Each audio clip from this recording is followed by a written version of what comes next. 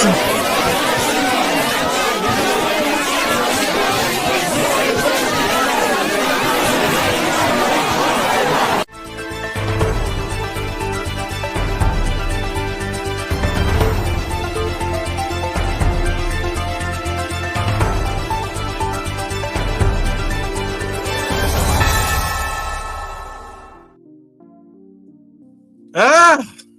morning, good afternoon, good evening.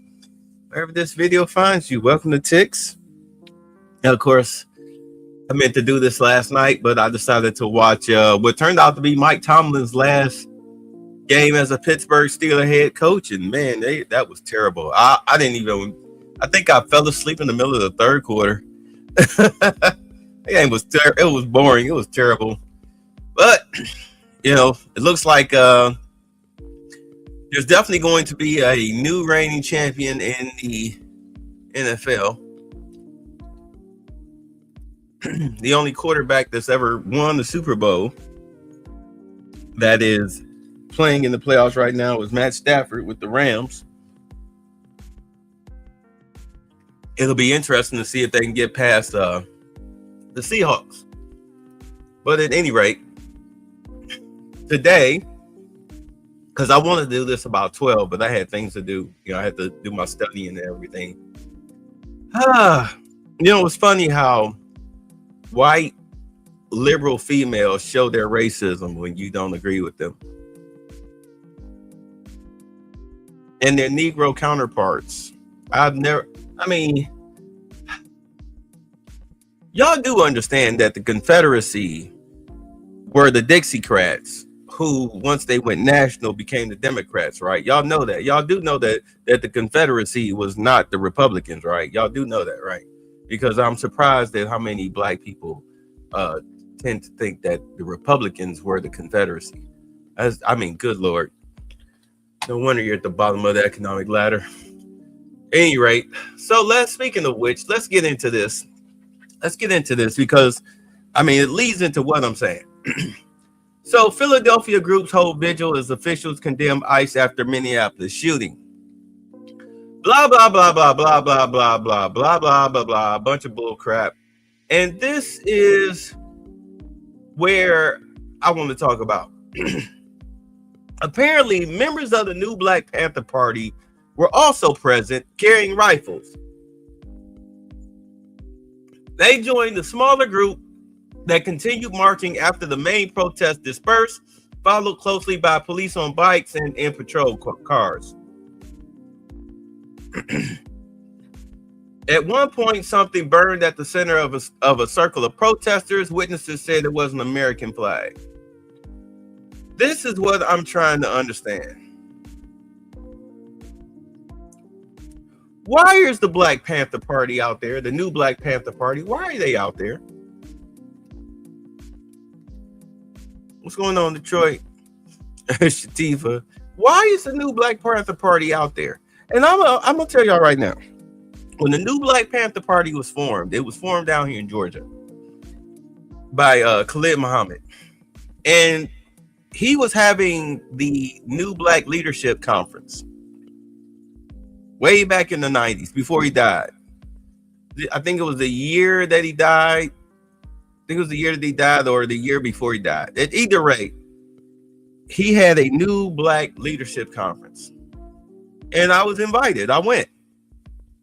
And the people who were talking at the time, he said, who the new Black Panther Party? A bunch of goofers, bunch of goofs.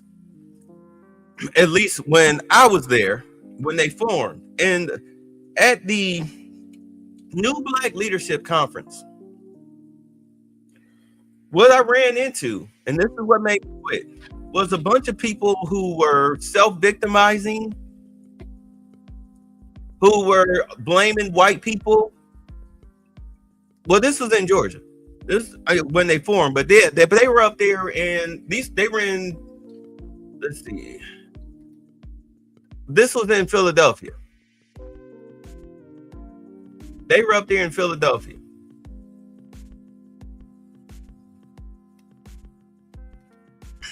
But they were self-victimizing. They were blaming white folks for all of their troubles. kill the white man, all of this stuff, kill Whitey, all of that goofy crap, the cracker this, the cracker that. And I'm sitting up here like, is anybody going to talk about solutions outside of wanting to hurt white folks and blaming white folks for their pitiful existence? Not one person did it. I got up and left. I wanted no parts of that. It was the goofiest stuff I've ever seen. It was so goofy. I had to leave. And then the next thing I know, about a week or two later, you got some fool. Let me see. Hold on. Let me see if I can find it. You had some fool on TV cocking a shotgun on the news, talking tough. The same goofy dude that when I saw him in person, fat, pudgy. Hold on.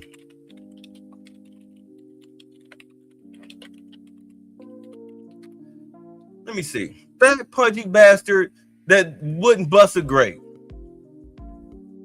Let me see if I can find it. This was years ago.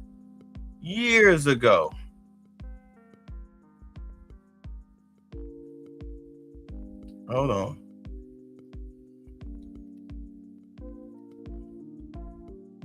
Oh boy.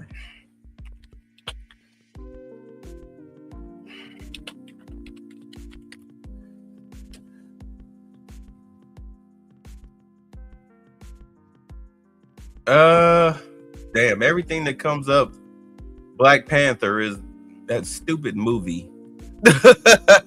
So I probably won't be able to find it. Let's see here. Let's see, video.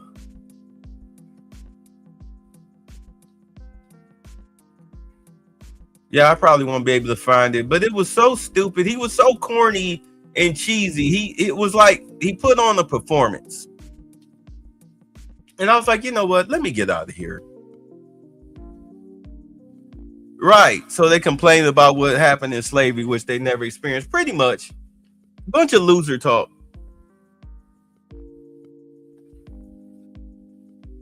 Because when we had the store, yeah, sure, we sold the average customer all of the, the slave talk and everything like that. But in our close-knit circles in Atlanta down here, we were just talking about economic growth and development and power.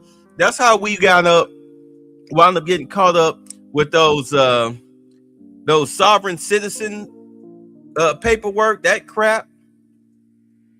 And what was the promissory note scam that wound up costing people their houses? And then, of course, Dwight York wound up getting hold of the paperwork and heard about the promissory notes.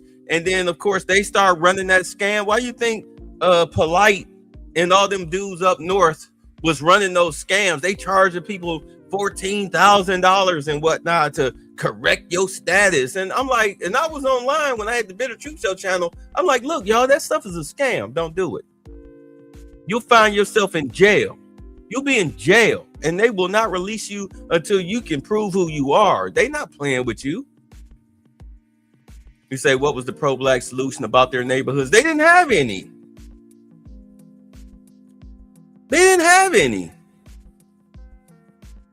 Like I said, it was the crack of this and the crack of that. They ain't have any solutions.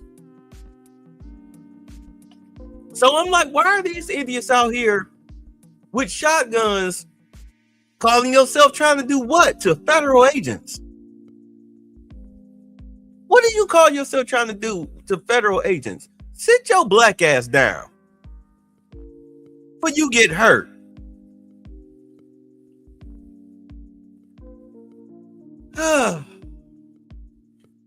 But you know what it is. I mean, I had to be honest. This is what happens when you deal with bums. When you deal with bums, and I have to be honest, that's what's really proliferated the pro-black movements and all that. Nothing but bums. Bums. Dudes who can barely afford rent. Dudes who have to rely on the kindness of strangers in order to eat. Filled with bums. Who you think? Oh, never mind. I'm gonna leave that alone. But let's just say that they went from pro-black stuff to complaining about women, and I'll leave it at that. So, at any rate, let's get on to the good stuff. So, of course, we know what happened with Venezuela. How Trump went in. The United States have pretty much taken over Venezuela. It's just a matter of getting the right government that will play ball involved. And I've been saying once everything went off, because I remember Brother Polite, Zaza Ali, Vicky Dillard, they went to prison for scamming. Vicky was thick before she blowing the fart out her booty and belly. Like, yeah, nothing but bums pretend to be someone important. Yeah. That's why I kind of, for years, I downplayed us having the store and everything. I downplayed my importance in that because that's not important right now. Sure, it gives me pedigree, but that's not important right now. You're not sitting up here listening to what I have to say because, you know, my family owned Coach Communications. What the hell does that have to do? A store that closes doors in 2003, what does that have to do with 2026? You know, that's the way I look at it. You say, meanwhile, Iran is falling for a change. Yes, thank you. Also, Dr. Ma did Fed time. A lot of people did time. Yeah. But as I was saying, concerning South America, you had regimes, presidential regimes here in the United States that wanted to keep those people poor. It was at the benefit of them to keep these people poor and under their thumb instead of developing their countries. That America was more interested in what was going on in Africa than they were what was going on in South America. What was the purpose of having the Monroe Doctrine if you didn't bother to use the resources that were right up under your feet, quote unquote? They wanted Iranian oil since the 50s, but yet you've got more oil in South America than you could ever have in Iran.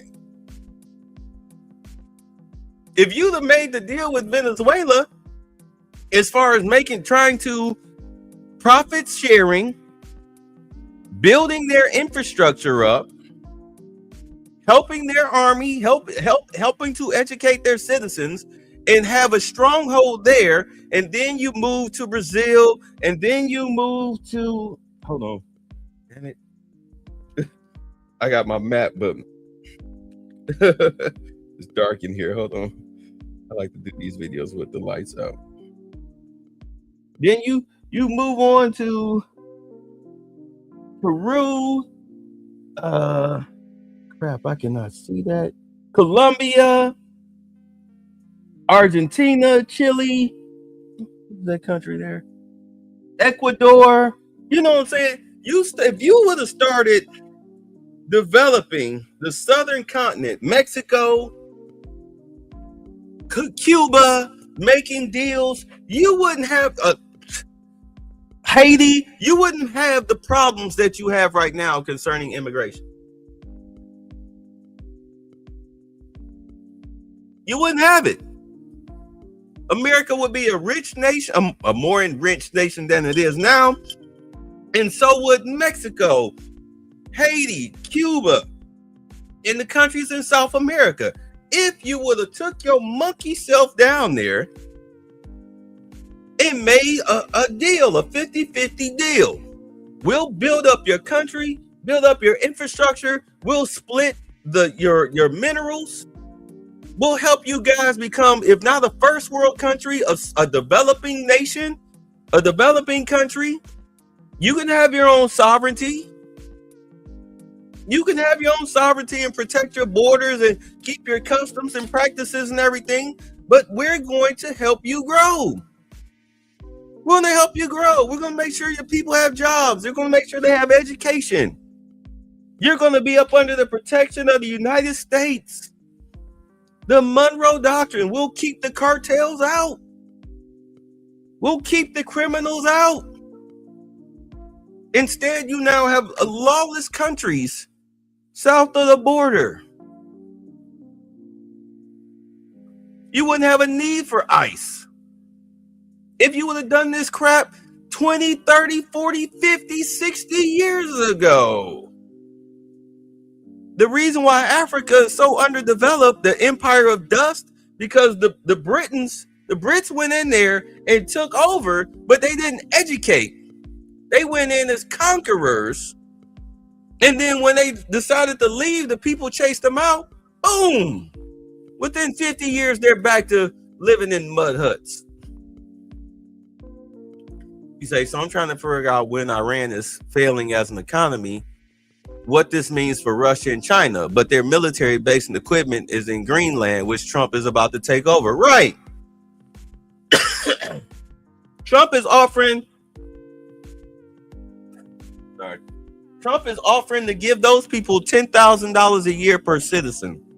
Of course, he's going to exploit their natural resources. That's $580 million a year annually in Greenland, just to keep the Russians at bay. That's a better deal than what you would get from Russia. I don't have to buy you, but we're going to have you part of the Monroe Doctrine, and we're going to keep you safe, and we're going to protect American interests.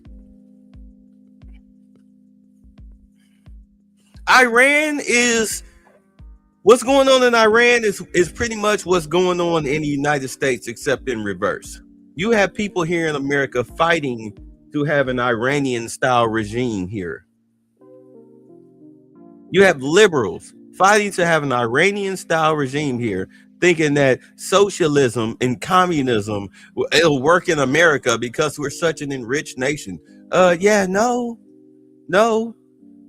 We'll fight you all to the bitter end. We will have a second civil war before we let that pop off. I'm still wondering when will the Democrats, what up, baby? I'm wondering when will the Democrats, independents, and Republicans who have nothing else better to do, when will they get out there and push back against these paid agitators? When is that going to happen? I guess they're going to have to mess around there and hurt an ICE agent in order for that to happen. Because Lord knows I'm sick and tired of this crap. But at any rate, getting back to today's video, it looks like Trump is finally starting to push back and make what I was saying about developing our southern countries, our South American countries. It looks like he's finally trying to do that. But the thing is, you have to destroy the corrupt regimes that's in place.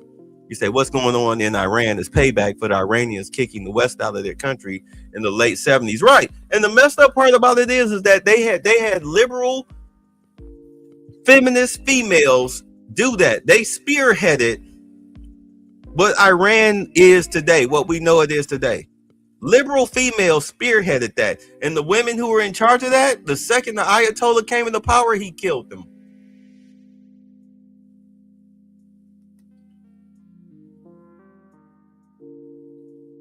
Thanks. Same thing that happened with the gays and the Jews that supported Hitler. As soon as he came to power, thanks, you morons. Anyway, so let's get on it. Mexico's Sheinbaum urges closer U.S. coordination after Trump threatens land attacks on cartels. Now, why would she be mad about the cartels getting attacked? Exactly. So Mexico's president, Claudia Sheinbaum, said on Friday she has tasked her foreign minister with strengthening coordination with the United States after President Donald Trump threatened land strikes on drug cartels, which he said were running Mexico. Yesterday, I can't say it in her voice. I want to be. Yesterday, as Foreign Minister Juan Ramon, let me stop. Minister Juan Ramon de la Fuente to make direct contact with the U.S. Secretary of State and, if necessary, speak with President Trump to strengthen coordination, Sheinbaum said during her morning press conference. Trump's remarks to Fox News on Thursday marked the latest in a series of escalating threats to deploy U.S. military force against drug cartels within Mexican territory, a move Mexico considers a red line. Oh, really? Trump's threats gained new force after U.S. forces attacked Venezuela last weekend and captured its president, Nicolas Maduro. We've knocked out 97% of the drugs coming in by water, and we're going to start now hitting land with regard to the cartels, Trump told Fox News host Sean Hannity on Thursday. The cartels are running Mexico. It's very, very sad to watch and see what's happened to that country. Sheinbaum has repeatedly warned that any unilateral military action by the U.S. and Mexico would constitute a grave violation of the nation's sovereignty. Well, then do something about your drug dealers. At the same time, she has doubled down on bilateral security cooperation with the U.S. to avoid Mexico being in Trump's crosshairs. Now, you just want to feed the cartel information. That's all. You just want to give them a heads up. You're not slick. You're just like the Democrats. Trump ain't telling you nothing. If anything, he gonna lie to you. And I don't blame him. On Thursday, she touted preliminary data that showed homicides have fallen by 40% since she took office in October 2024. She has also sought to placate Washington with two mass expulsions to the U.S. of alleged high-level cartel operatives and by undertaking a year-long military offensive against the Sinaloa cartel. Security analysts and Mexico officials say behind the scenes, Sheinbaum is likely to move even closer to Washington after the U.S. attack on Venezuela, hoping that increasingly tight bilateral security cooperation will stave off unilateral U.S. military operation. Let me tell you something about this 40%. Know why homicides have fallen by 40%? Since she took office? Because who took office? Well, who was elected president in November? And who was sworn in on January 20th? And then what happened after that? Trump shut down the border. They blew up their little tunnels, their little rabbit holes and everything. So therefore, your human trafficking and your drug cartel, your drug mules and everything, they couldn't get through the border. So they had to go through Venezuela. And we saw what was happening with Venezuela and their drug boats and the submarine. Like, chick, who are you lying to? Nobody believes you. Nobody believes you. Yeah, Mexican president wants to protect the drug cartel by USA taking over whole country of Mexico, but it's up to Mexico president decision, right? And you already know where she feels her bread is buttered. So we move on to Cuba. Cuba's Diaz-Canel says there are no current talks with U.S. government. Cuban President Miguel Diaz-Canel said on Monday that there are no talks with the U.S. government in an apparent response to comments by President Trump suggesting the two longtime foes were in conversations. Trump told reporters on Sunday that the U.S. was talking to Cuba. He did not specify what had been discussed, but said, "You'll find out pretty soon." Diaz-Canel denied any ongoing conversations except for technical contracts on the issue of migration.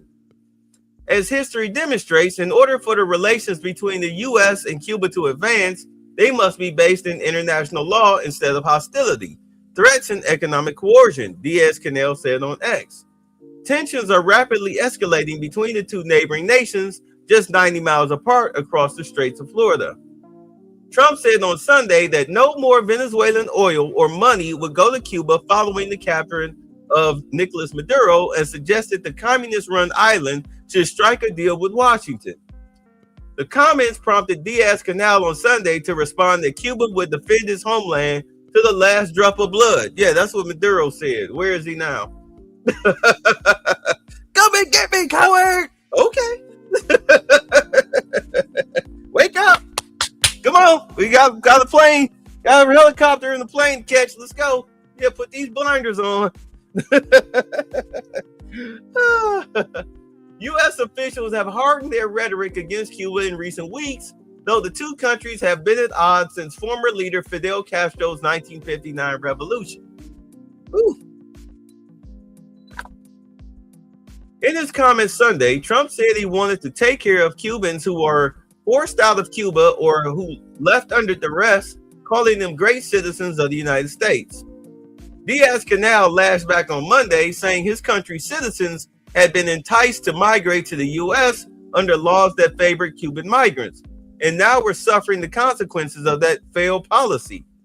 They are victims of a change in policy towards migrants and the betrayal of Miami politicians, Diaz-Canel said. I don't think so. I mean, I know Cubans down there in Florida. I think they're doing very well. Have y'all been to Miami? Cubans are doing very well in Miami. They are huge contributors to Miami's tax bracket. They own businesses and everything, and they have legal status, just like some of the Venezuelans that have came here. They got their legal status. Their TPS isn't being canceled. They're showing up to their court dates. They're getting their citizenships. They're passing their citizenship tests and raising their right hand and saying Pledge of Allegiance and all of that stuff. They're happy to be here.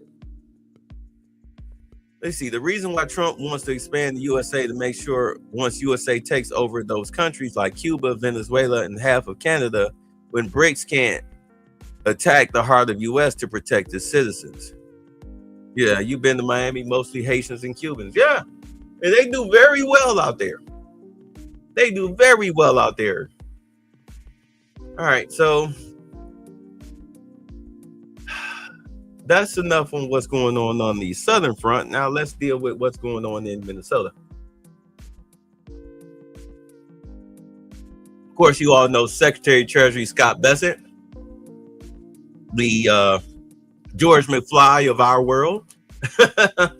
Money trail exposed. U.S. Treasury probes banks and money firms in massive Minnesota fraud scandal. Oh. Sure. Welfare fraud has spiraled out of control. We've heard troubling accounts that billions of dollars intended for.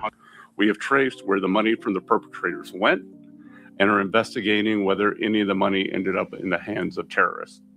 Treasury is here today because this is what we do. We follow the money. Earlier this morning, I met with financial institutions and made clear we must do more to safeguard our nation and protect our financial system from waste, fraud, and abuse. Scott Bessent looked like the type of guy that can find out where every red cent that you spent from birth went. He 100% looks like a true forensic accountant. I also provided updates on our investigation and announced several powerful new initiatives the Treasury will be undertaking to increase transparency and crack down on fraud in Minnesota. First off, we have followed the money and identified the money services businesses, MSBs, that have transferred taxpayer funds overseas. Our team at FinCEN has just provided formal notification to these businesses that they are under federal investigation. These bits and pieces that have been bubbling up over the years, package it into a national story, catch the attention of the president, of Secretary Bessent. Even though it is cold outside, sunshine is the best antiseptic. Oh, we're going to get the drone. And we are going to clean this out. We are going to stop it. We are going to make recoveries. And as Jennifer said, we are going to get the money flowing back to people like her organization who help the children, seniors. So I am very hopeful that we will right the ship and that we will emanate out from Minnesota into the other 49 states and ferret out waste, fraud, and abuse. The GAO, the General Accounting Office, believes that there is between 300 and 600 billion of fraud that occurs via the U.S. government every year, around 10% of our spending, in between 1 and 2% of GDP. Last week, President Trump indicated that he would like to raise the defense budget by $500 billion. We could do that and make our nation more externally safe by having an internal audit of where this fraud and abuse is coming from. And I want to thank you for all your work you've done. I'm tell you right now, they're going after everybody. They don't care if you red state, blue state, purple state, green state, polka dot, yellow state. They're going after everybody. They're going to run a forensic audit on every single state. So you're going to be looking at governors and mayors, congressmen, everybody gonna get it. Everybody gonna get it. This is why I'm not even worried really about the midterms. I'm not even worried about the midterms, because once they look, first and foremost, Ilhan and Tim Walz gonna be the first two to fall, and that state attorney general. They're gonna be the first three to fall. All right. Then Gavin Newsom, Karen Bass, and what used to be their state attorney general, they're gonna fall. At the same time, Pritzker, Brandon Johnson, gonna probably be third in line. And then you can have your choice. You can either go after the mayor of Denver, or you can go after Michelle Wu out there in Boston. You got a choice. It'll be Baker's dozen then, because I'm telling you right now, once they charge Tim Walz and Ilhan Omar and that state attorney general, you're gonna watch everybody else all of a sudden. Oh, this is political. Blah, blah, blah. I'm sorry, but we got the receipts. We got the receipts. When Elon did the whole Doge thing, the first thing he said was, "You'd be surprised at how members of Congress got tens of millions of dollars in their bank account." Blockchain. These people are so stupid. Blockchain is showing you exactly where the money went. Ilhan acting all unbothered. Personally, I say throw her in a federal prison. Throw her in a federal prison for 20 years, strip her of her wealth, and when it's time for her to be released, deport her ass. Let her smug, bald-head ass be smug in jail eating other women's taco meat. And thank you everyone for being here today. This has been such an important discussion. End this fraud and recover funds for the American taxpayer. Thank you. I see Claire Jones with the Financial Times has a question. Claire Jones, please ask your question. Thanks a lot. Thanks a lot for the opportunity to ask the question and for making time to do this today. You mentioned at the Economic Club of Minnesota yesterday that this is costing U.S. taxpayers $600 billion in fraud. Cover this. What's your kind of baseline targets for how much you expect to recover with the sorts of measures that you've announced today? And do you have any sorts of timeline to really close this rather substantial gap in what the U.S. taxpayer ought to be receiving? Well, because of the gross incompetence by the Walz administration and the lack of leadership, we are just putting all that together now. But as I just said to the previous question, all entities in the administration will be pursuing this so that we can get the biggest recoveries possible, and we will see. And we are going to leave no stone unturned, whether it was fraudulent real estate, whether it is money that has been wired overseas. We will be tracking it to the Middle East and East Africa. This is why Treasury is involved. This is what we do. We track, we follow the money, and we intend to follow it as much as we can, prosecute the individuals no matter where they are, whether they are in the Minnesota government or they are sitting in East Africa. We will find them. Man, Thank you. And let me tell you something. I don't care what side of the aisle you sit on. These people are not playing with you. Do it sound like he playing with you? And I get it. I mean, again, young cow, old cow, the young bull, the old bull. Dad, let's run down there and screw one of them cows. No, son, let's walk down there and screw them all. They going to seize all them homes, them $1 million homes that they built in what is that, Ethiopia and in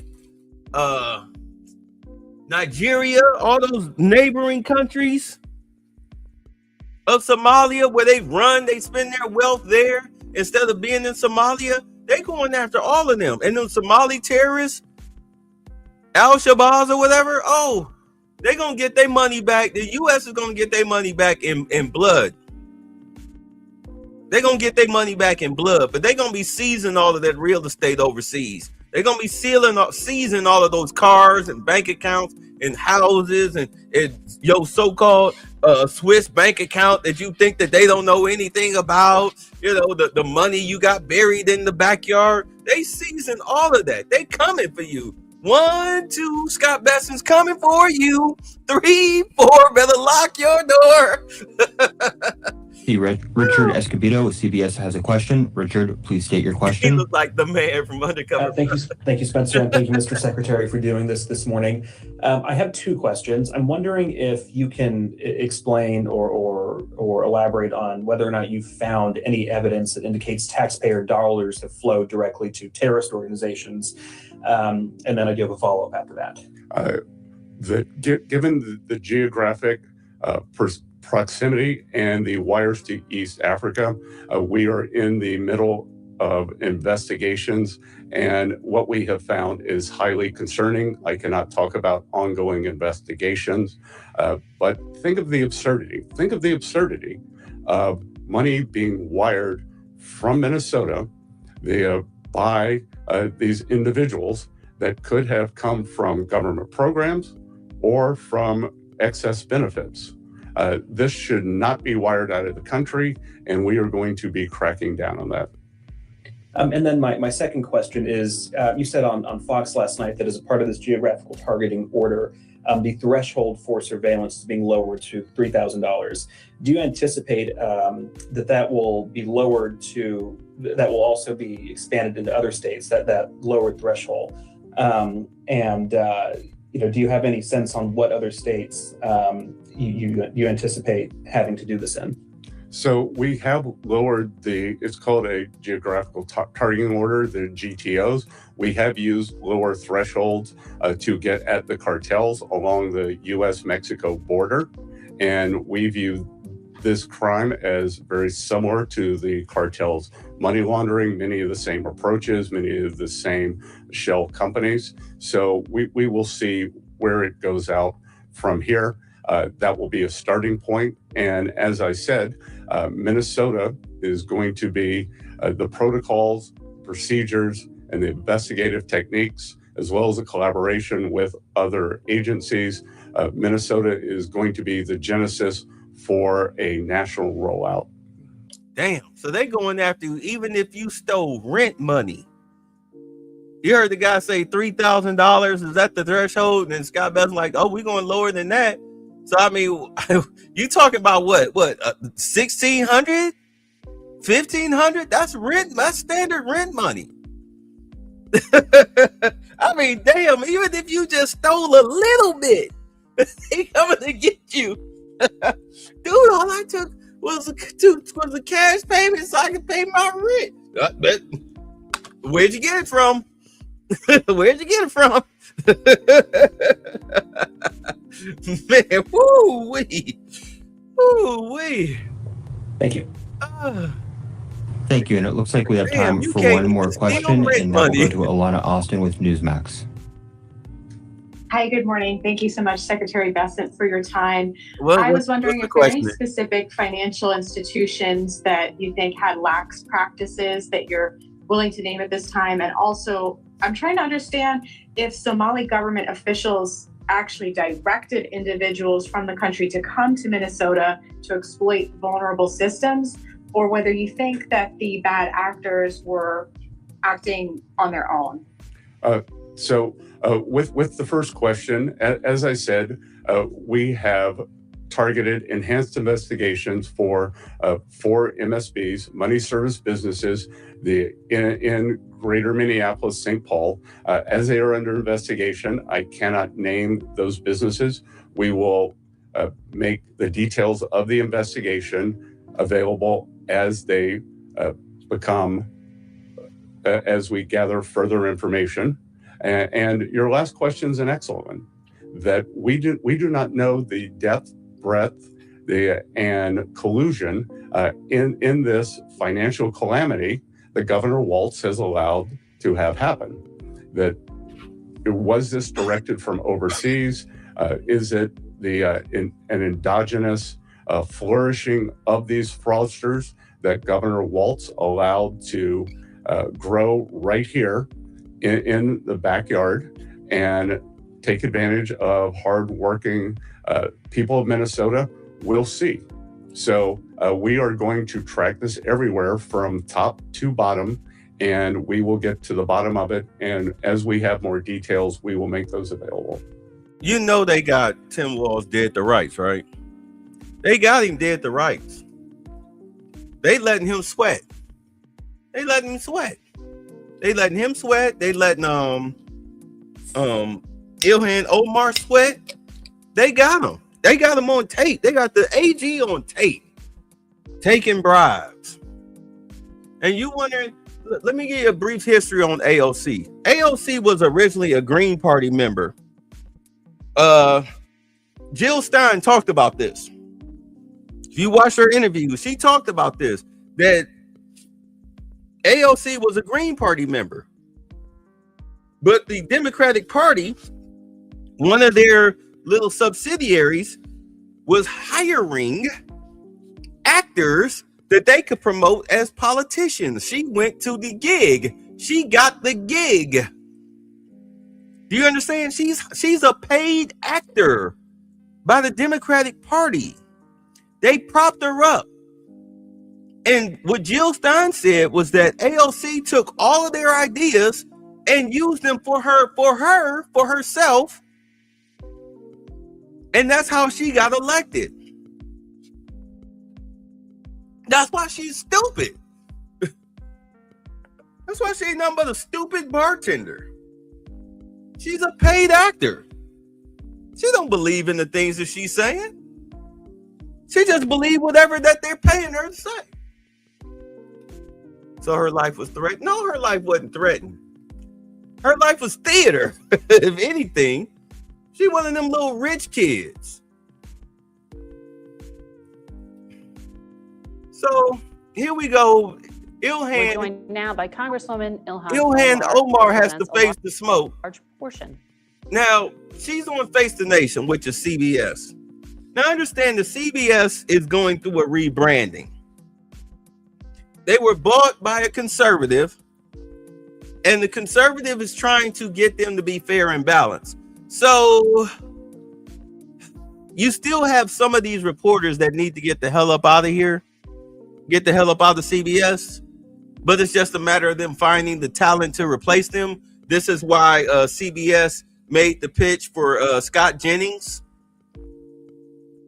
They wanted him to come in and anchor his own show, and he said, no, I'm cool here at CNN, because he actually gets a kick of debating those low IQ Negroes on his show hosted by Abby Phillips. And if you've ever seen it, you know I'm not lying. I mean, come on, not Bakari Sellers. Was it Bakari Sellers? It was one of them idiots who didn't know that the military answered to the president. He was shocked when he was told that. I mean, he literally, you could see his brain having a moment when he was told that. This is the type of, I mean, they have Carrie Champion and Bakari Sellers and who's that other loser? Tiffany Cross and them on there talking about some trying to argue politics. When these people act like they got their information from the back of a cereal box. At any rate, CBS is trying to go through a change, so we'll see how far this goes with this interview. Of that city. It's good to have you here. I represent the whole city. Yeah. Thank you for having me. Thank you. The Trump administration is actively telling the public that journalists are misleading them. You heard what was just reported from the scene. What we know is that Renee Macklin Good and her partner were protesters. They were driving around Minneapolis. They were recording what some of these ICE enforcement officers They were harassing doing. ICE. And the local police chief says Macklin Good blocked the street with her car. Which she did. President Trump has said that the partner was a paid agitator. That's the phrase he used. Which they Secretary were. Noem alleged this was an act of terrorism. Given how much heat there is and the administration's scrutiny, would you tell Americans it's too dangerous to demonstrate and to go out and document as she was doing? I think it is really important for Americans to record, to create the level of accountability and transparency that we need. What we have seen in Minneapolis is ICE agents oftentimes jumping out of their cars. These are unmarked cars. Oftentimes they're wearing a mask. They're approaching, running towards cars. They're pulling people out of those cars. That's what you do when you have to catch citizens. suspects. Oftentimes these people have documentation of their legal right to be in this country. And No, they have deportation orders. we know that DHS has lied repeatedly when it comes to these accounts. So it is even more important for there to be recording from eyewitnesses every single time these actions are taking place. But do you name one lie? She can't name one lie. ICE pretty much works as SWAT. They roll up on you when you least suspect it, and a lot of these people that they catch are like the worst of the worst. Matter of fact, here I can show you. I think I can show you who they caught in Minneapolis recently. Crap, it's on my phone. But I'll show you. I'll show you who they caught recently up there in Minnesota. see from the recordings that we see, is there anything that you believe was being done that should not have been done by Macklin Good? The administration says she was blocking the road. They are claiming this is an act of terrorism. Yeah, Renee Nicole Good, as you hear her say, she's not mad. She's sitting in her car. Who cares what she feels? Waving cars to get by. This agent, as you see, gets out of his car, automatically starts running towards her, trying to open her door. She feels scared. She tries to turn the wheel away. And then you see the other officer, who can clearly see the car is moving, move towards the front of the car, which, if they are saying that he has 10 years on service and is trained, he should know that you shouldn't be trying to get in front of a moving car. And so it is the car wasn't moving at the time. For Kristi Noem and the president and the vice president to make these kind of judgments without there being a full investigation, even though we can see in the videos that have been produced so far that what they are describing is really not what is taking place. And so if they're saying that we shouldn't believe our eyes, then let the investigation take place before you characterize this mother of three. This mother of three who had her two kids taken away from her because she was physically abusive, and the third one, which unfortunately they were putting out cigarettes on this kid. They were putting cigarettes out on this kid, this third one.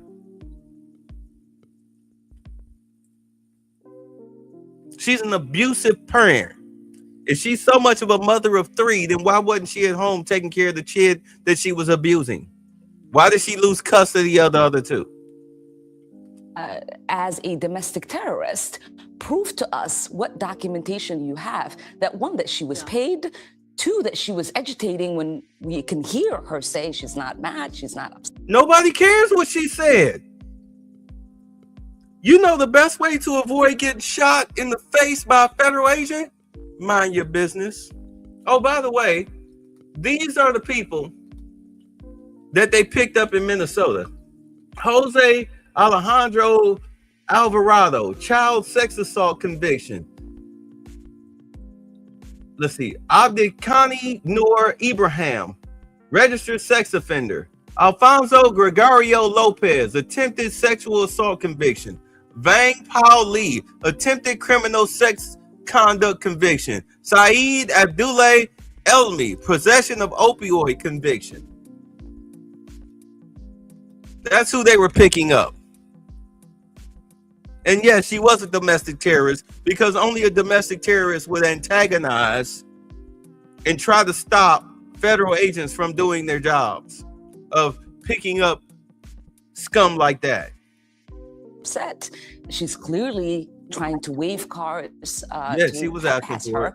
And so it's just this level of rhetoric is unjustifiable to the American people. But just quickly on that, you said accountability and it's important for people to document what's happening. I just want to be abundantly clear because the administration says that their officers are being stalked and harassed. When you say accountability, you are only describing recording like she was doing? Yeah, I think it is fair. Okay. No, for it's not citizens fair. to document what law enforcement is There's doing been in their violence communities. against some of these Yes. agents as well. Well, there's also been violence against residents in Minneapolis. Good.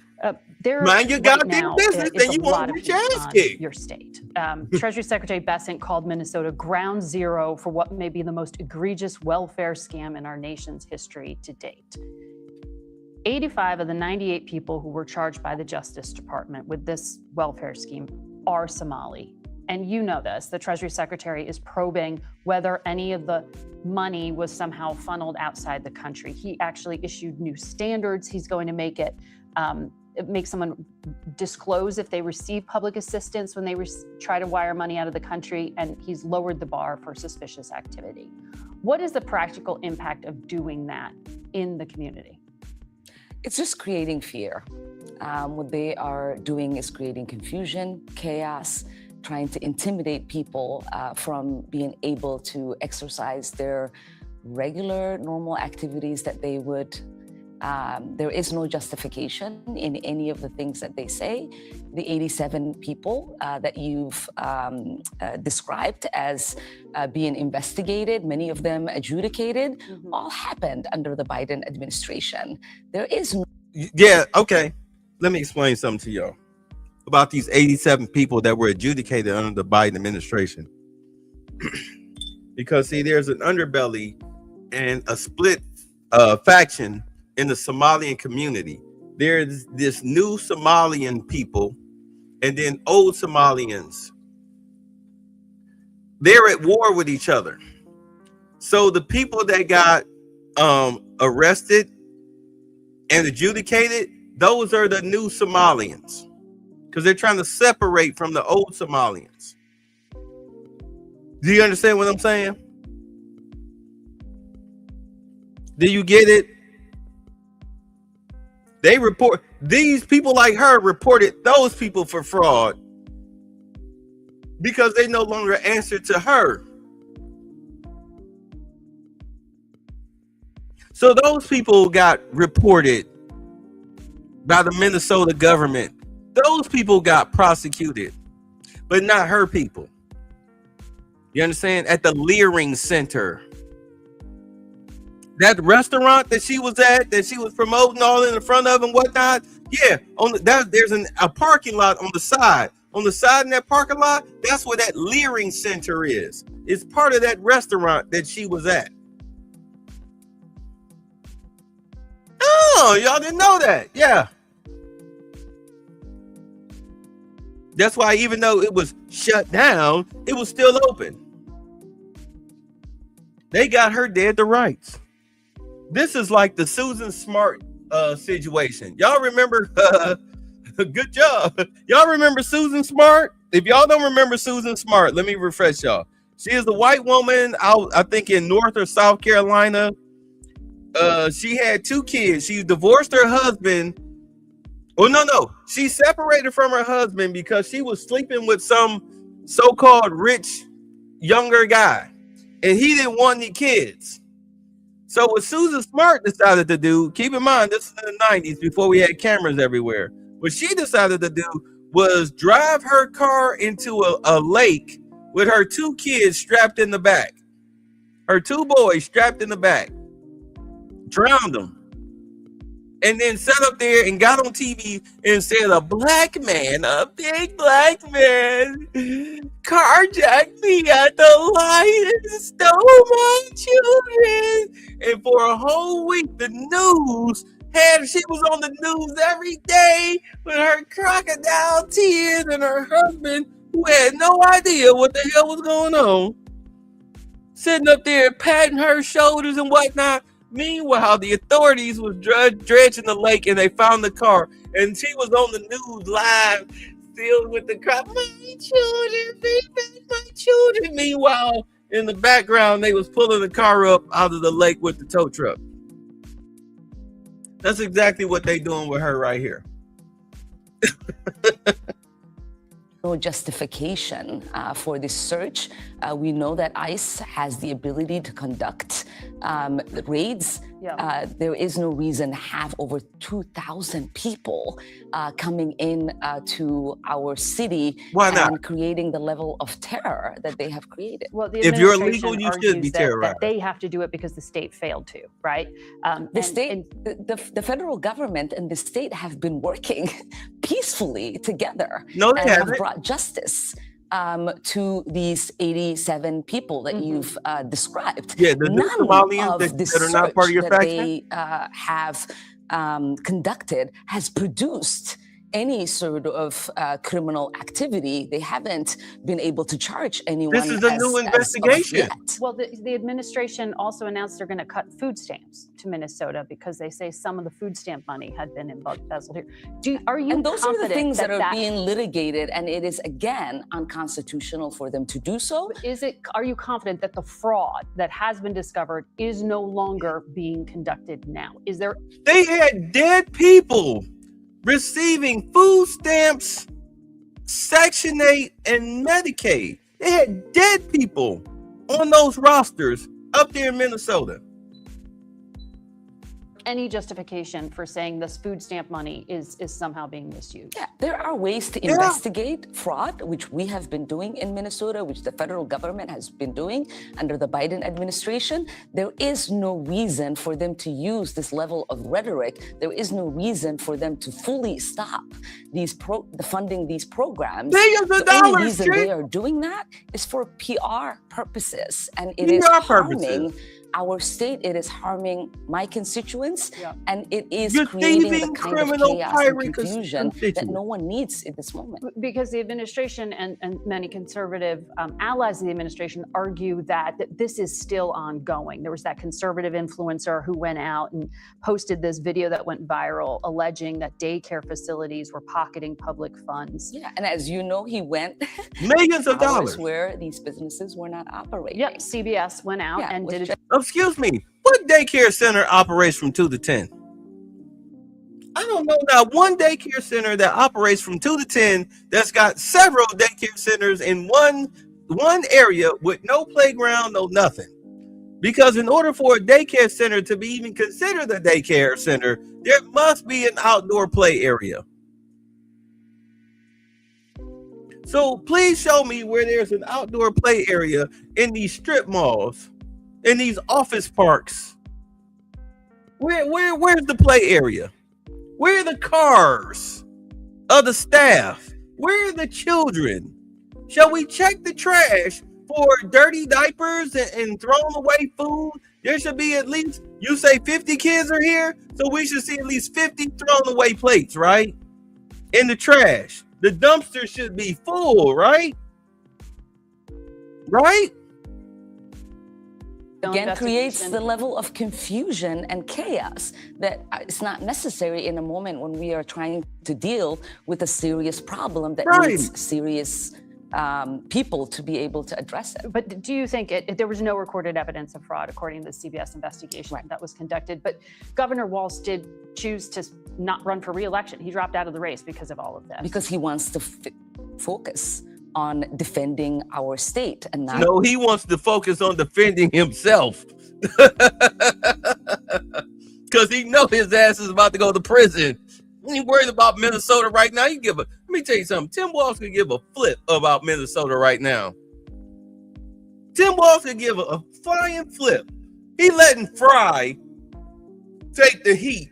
Him and that stupid ass chief of police, who's probably going to wind up finding himself brought up on charges if they do a forensic audit on his bank account. And Fry might actually be brought up on charges because the Somalians bankrolled his campaign.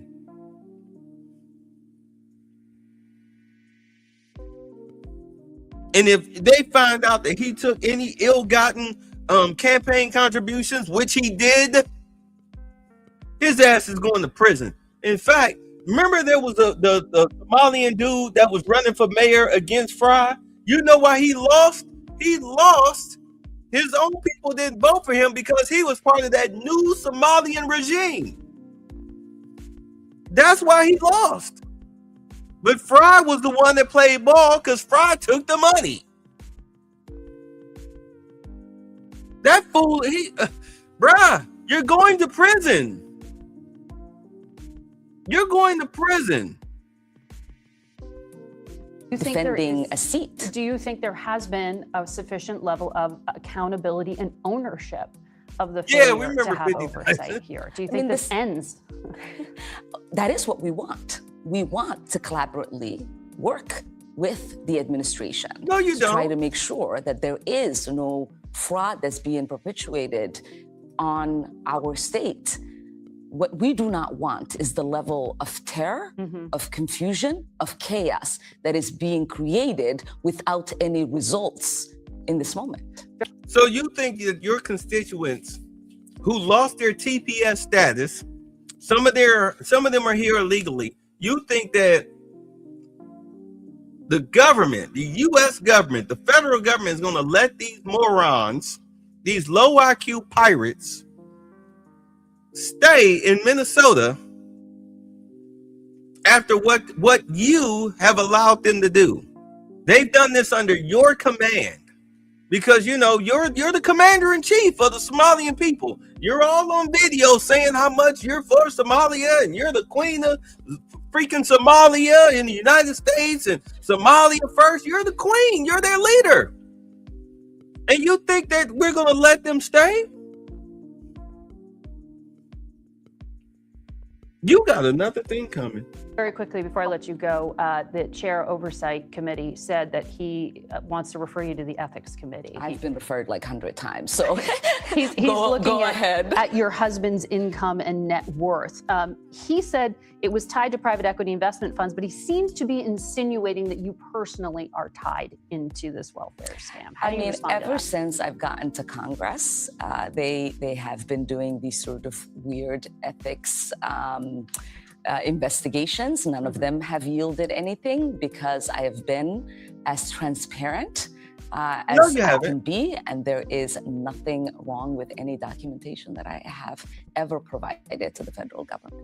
Well, we're going to find out because you're not dealing with the Biden administration where you can just slide somebody a brown bag full of money or something like that. No, you're dealing with somebody that hates your freaking guts. You're dealing with somebody that hates your freaking guts, and trust me, he's going to come at you with at the full extent of the law. And we've all seen your paperwork with your marrying your gay brother, committing immigration fraud. Oh, trust me, that's going to be the least of your problems. Congresswoman Omar, thank you for joining us today. Well, I'm a former member of the ACLU. Oh, you're going to love this. You're gonna love this. Border Commander Greg Bovino calls out a Minnesota state rep on guns and immigration. This was beautiful. It's short, but it's beautiful. Good. About the Second Amendment. I believe in that one. You don't have just the ones that suit you there, Representative, right? What about that Second Amendment? Well, I don't know if you heard, but we had a shooting in a school here in Minnesota recently. And What's that got to do with the Second Amendment? Well, I think that if we had some common sense gun violence prevention Who gets laws, to say it's common sense? You? Well, yes, I'm a legislator. Exactly, and I think that's definitely the problem. Is it? No, I think the problem is that When you children use are that, dying. when you use that violent rhetoric around children, yeah, I'd say that you probably are not exercising a lot of common sense there, Representative. I'm here as a volunteer for the Mhm. Minnesota Youth in Government. And the point of Minnesota Youth in Government is to encourage children to participate in our civic institutions, watch my to learn language. about them, to learn how to exercise their constitutional rights. I do Yeah, that. I do the same thing. I haven't interfered in anything, but I do the same thing. I take children to shooting ranges and I teach them to shoot, to exercise their Second Amendment rights that it seems like you want to take away. I don't have strong opinions about the Second Amendment. I just care about Just the ones you children's want, well-being. right? And just those rights you think you need to care about. Well, I But not just the want second. That's always the people litmus test for to- you folks. Always the litmus test. I just want people to be able to live in peace. Me too. That Second Amendment does that. Really? Well, all Yeah. I see here in Minnesota is people dying, including children. What about the lives You that want are me some saved drugs? by guns? You don't talk about that, do you? Does anybody die from fentanyl? I'm just wondering because the end all is get rid of guns, people don't die. Is fentanyl still killing people in Minnesota? Just wondering. Because it's illegal. What is what? What is Because it's illegal. The government, we don't hand out fentanyl. Is fentanyl killing people in Minnesota? See, this is where you need to count to 10. Yeah, screw off. Too easy. Screw off. Screw I off. really don't want you to leave, but yes.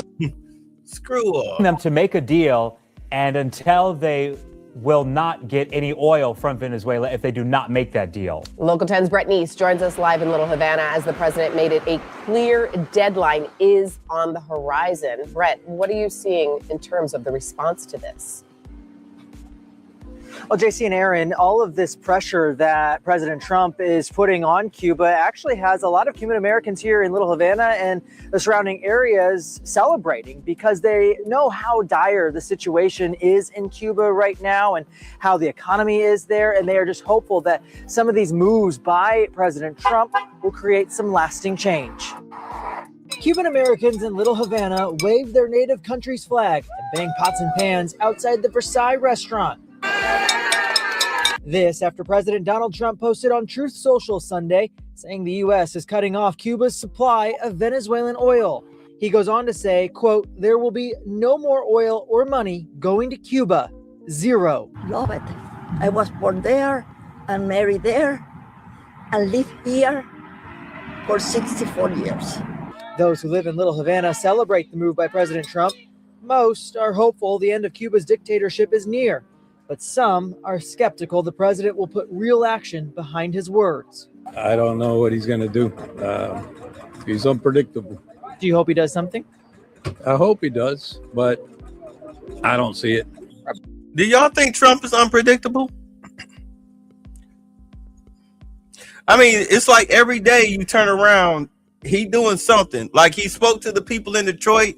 I want to cover that. I woke up. I jump on YouTube and I see he's live talking to the people in Detroit about the money. I'm like, damn.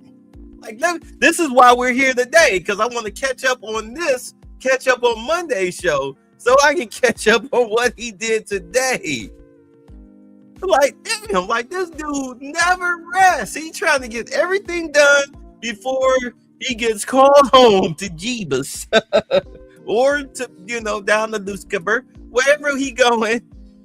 I mean, if you believe in that stuff, but Trump trying to get it done. Do you think he's unpredictable in a bad way or in a good way? Because, I mean, the dude is what, 79, 80 years old? He's not playing around. He's not playing around. He's like, hey, look, this is what I want to do. Yeah, fight me in the courts, but I'm telling this is what we're doing.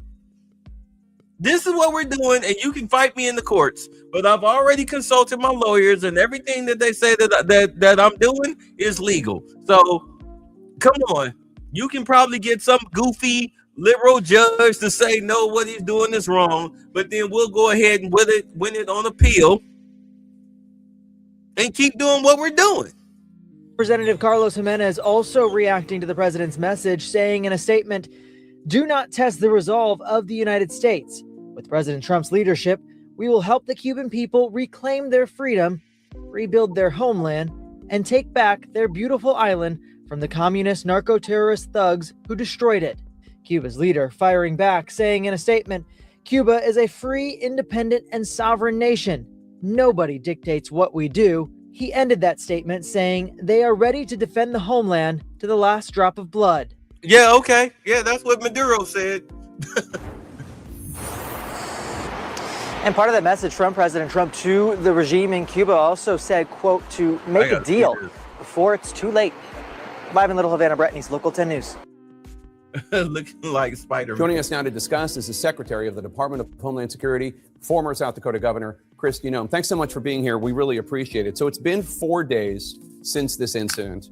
The FBI is investigating the circumstances around the shooting. What new have investigators learned?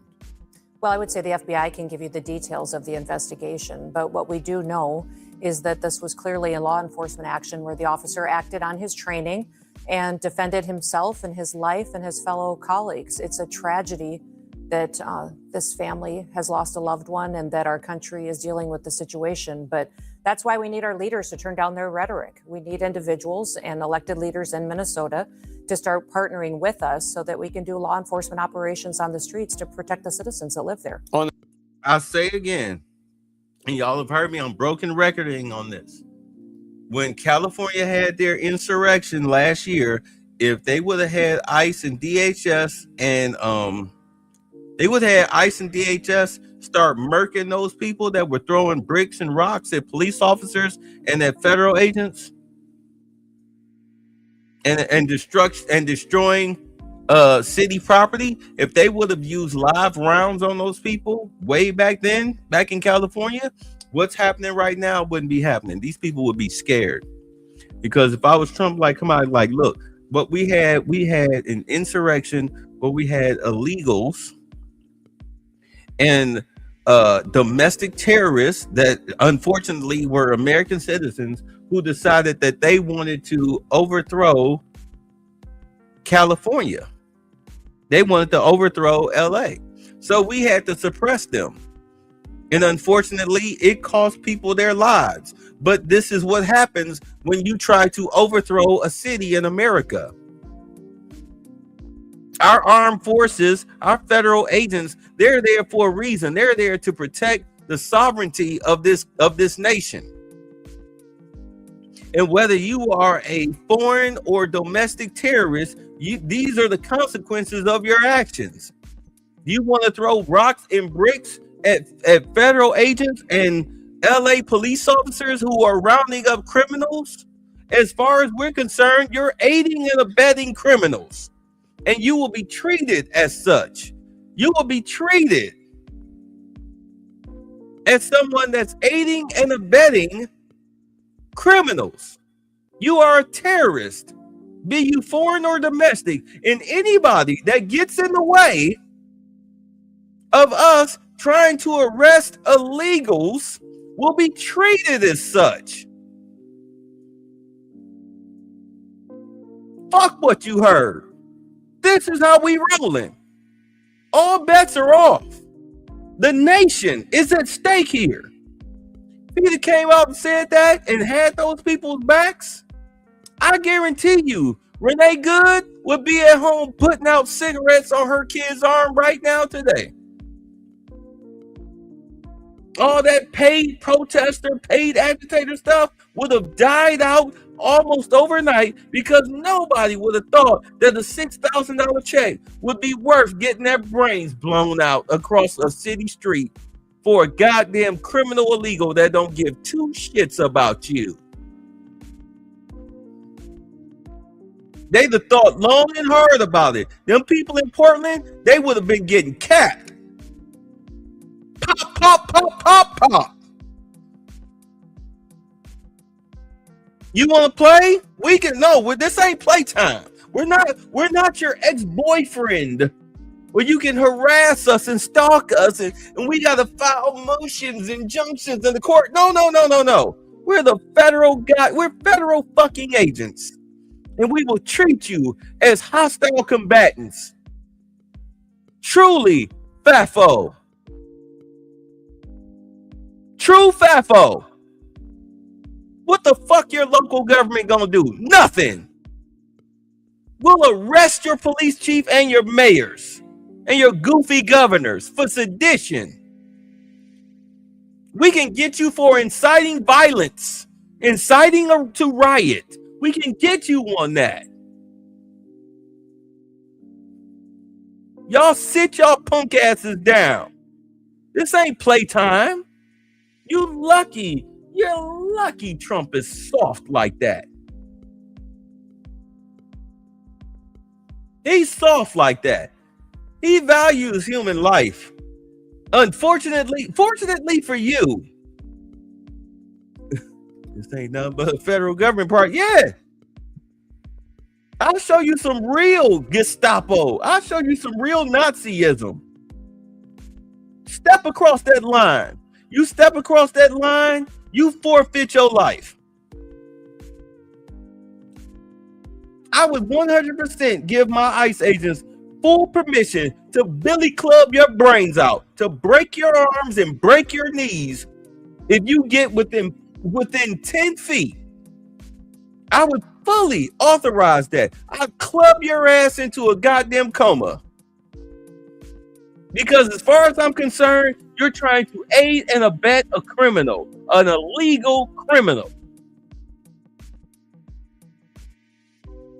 I'll bust your fucking head to the white meat for doing that. That's what should be happening. And it looks like that is what's going on now in 2026, now that they have the officers. If you haven't noticed, a lot more protests or paid agitators are getting arrested as of late. Y'all saw that little Crispus Attucks Negro get shot point blank in the face with a pepper ball when he grabbed that ICE agent's gun. That dude, boom, pow! Yeah, go sit your bitch ass down somewhere. Dumb nigga. What the fuck you doing out here? This ain't got nothing to do with you.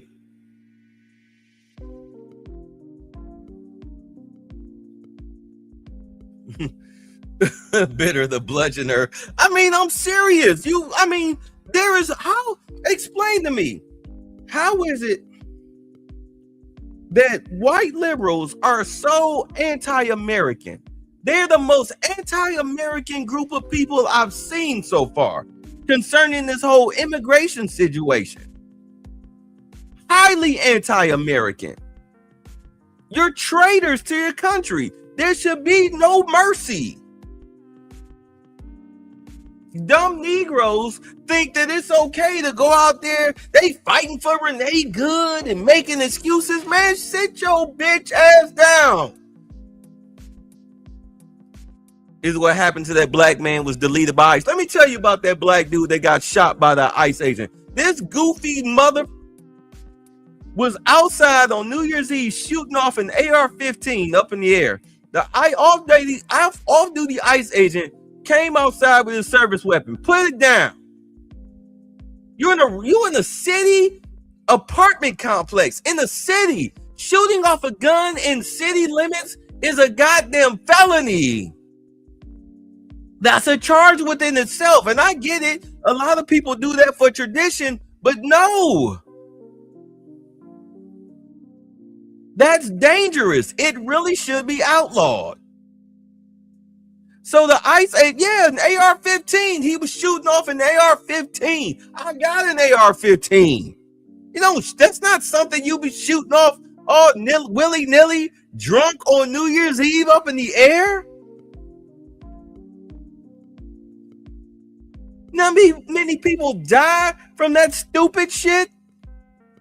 So the dude, the ICE agent, hey, put it down. The dude pointed the weapon at the ICE agent. A shootout. They got into a shootout. It's just that the ICE agent is a better shot. Popped his ass. Boom, dead. That's why it's not a story. That's why it's not a story. Because he got what he deserved. Because, you know, you have a lot of black people that think crime is legal. Because you've grown up in abject poverty and you've been exposed to criminality all your life. And you're so anti-establishment, anti-police, anti-order that you think that somebody telling you to put your AR-15 down, you don't tell me what to do. You think it's your right. Well, now you're dead. Congratulations. You won the stupid prize. That's why nobody's talking about it. The matter of partnering, state and local officials in Minnesota are asking to be allowed to participate in the investigation into the shooting alongside the FBI. The Minnesota Bureau of Criminal Apprehension said in a statement that they've been denied access to evidence in the case. It is normal in investigations like these to be done with federal officials working in tandem with state and local officials. According to the governor of Minnesota, the mayor of Minneapolis, and the State Bureau of Criminal Apprehensions, DHS is not doing that. Why? Look, we're following the same protocols that we've always followed in these situations. Nothing's changed. We do our investigations, and the federal government continues to do that with the Department of Justice. So you don't work with locals? We do work with locals when they work with us, but on the investigation piece of it, ICE and the Department of Homeland Security have a process and a protocol that we've always followed, and we're doing the same thing in this situation. But what do ICE, the FBI, and the Department of Homeland Security trumps a corrupt St. Paul, Minneapolis police department. They trump them. They ain't got to share nothing with you. They don't have to share nothing with you. And it's a pretty open and shut case. People talking about, well, the cop, the agent, he shouldn't have been in front of the car. He can stand whatever the hell he want to. If this woman can do whatever the hell she want to, why can't the ICE agent do whatever the hell he want to? Why can't he step in front of the car? She was told to get out of the car. Her little bull dyke heifer told her to drive. She looked right at the ICE agent, smiled, and stepped on the gas. You could hear the wheels spinning out, and you could hear the car running to his body before he bust 3 shots in her dome.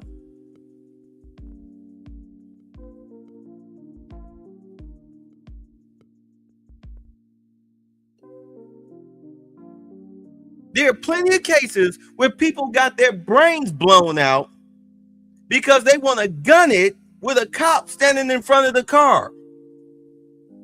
That's legal. That's self-defense. A car is a deadly weapon.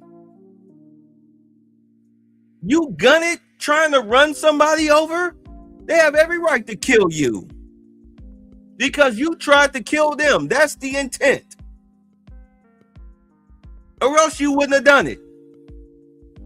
You mean you work with them when they work with you? Like, as far as operations on the ground, we would love that. These sanctuary cities such as Minneapolis are extremely dangerous for American citizens. And Jake, since we've been there, we've arrested dozens and dozens of murderers and rapists, individuals who have assaulted children and sodomized them. We just released a whole list of individuals just in Minnesota that we've arrested since we've surged personnel there, and it's incredible.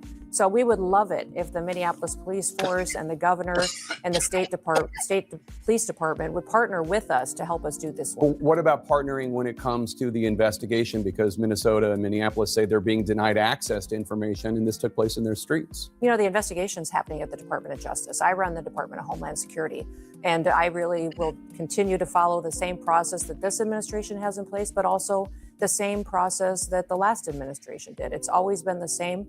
Nothing's changed in this process, and we'll make sure that not only do our law enforcement have the opportunity to get the training they need, that they have the support and the backup on the streets that they need, but they also recognize that when a tragedy like this happens, that we'll do the right thing. But officials are saying that the Trump administration, I understand. I'm sorry. You know what we haven't seen?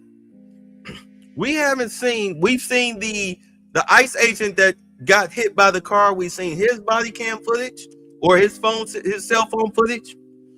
We've seen other people, 3 other people's 4, 5, 6 other people's cell phone footage and ring cams and whatnot that live in that area. But you know whose cell phone footage we haven't seen?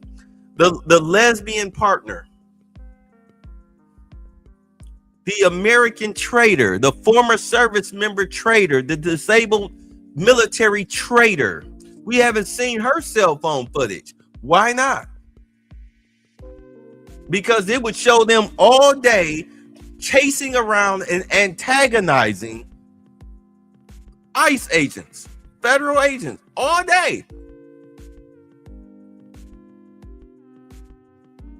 Yeah, so Minnesota, you want something to investigate? Investigate that.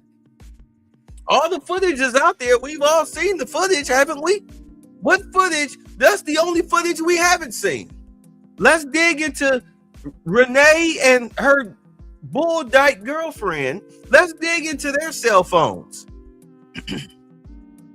And I guarantee you they're paid protesters. Who the hell would be out there on a Tuesday, Wednesday afternoon for free? I say it again. The best way to avoid getting shot by a federal agent is to mind your goddamn business. Well, she's guilty because it shows the same footage. Right. But I want to know, what were you doing all day? Because I know you were filming all day. Let's show you being an agitating asshole all day. Let's see it. You should have been home abusing that little boy instead of messing around with ICE agents. Little crackhead looking lesbian whore. You're saying that it's the Department of Justice, not DHS. But officials are saying the Department of Justice is not working with them. Should they be working with the locals? You know, I would say that these locals, if you look at what Governor Walz has said, if you look at what Mayor Fry has said, they've extremely politicized and inappropriately talked about the situation on the ground in their city.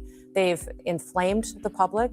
They've encouraged the kind of destruction and violence that we've seen in Minneapolis the last several days, and I would encourage them to grow up. You need to have them arrested for inciting violence, inciting to riot. Safe, and the right thing be done. When you use the kind of language that you use against law enforcement officers, they lose their credibility. And arrest them. Arrest them for inciting to violence and let the courts figure out what the hell to do. But you need to arrest Fry for inciting the violence. We learned this from remember Oz? Who's the guy, the Muslim brother that was in jail? I forget his name. The one that was at war with Adebisi. I forget the brother's name. But in Oz, remember why he went to prison? Because he incited terrorist activity. He incited violence.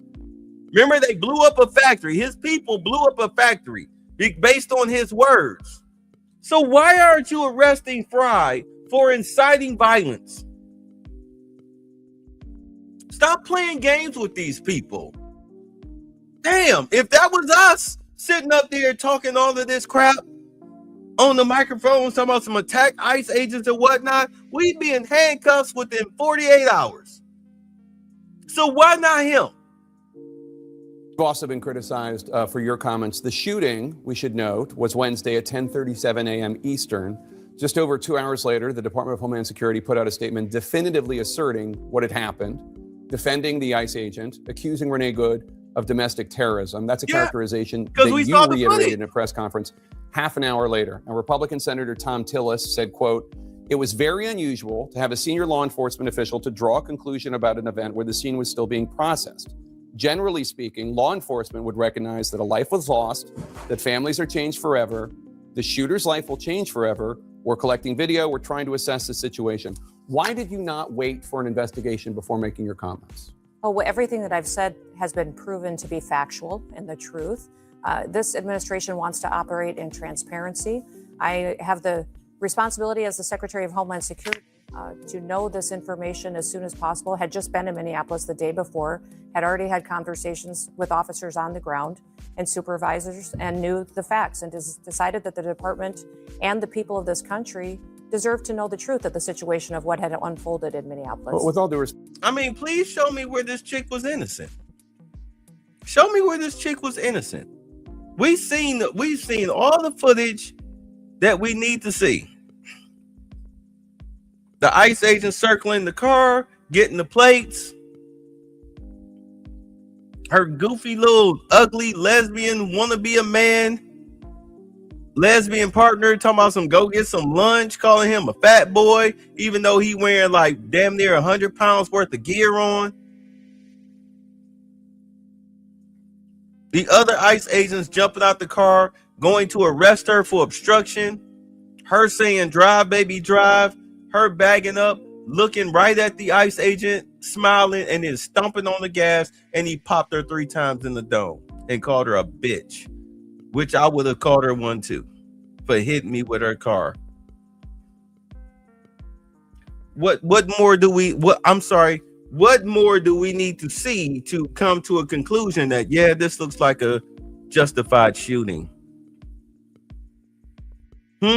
What more do we need to pull out forensic hairs from the driver's side or something? I mean, what do we need to do?